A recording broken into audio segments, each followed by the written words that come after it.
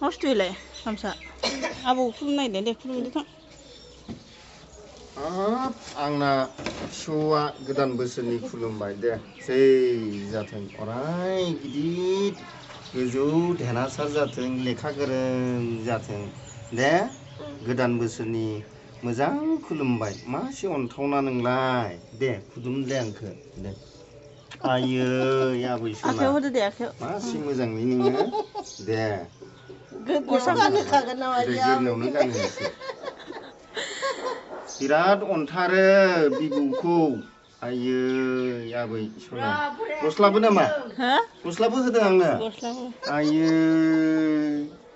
मोजांलै आंना फिसौआ बेबायदि गोदान बोसोराव एफा मोजां खुलुमबायनो आंखौ आरो गामसाबो बाव आयै सना दे हामथारबाय बिराद मोजां जाबाय आं नोंनो मा होबावनोलै दालाय मेथाइ जानो आन्थाल' होनोसैलै आं दे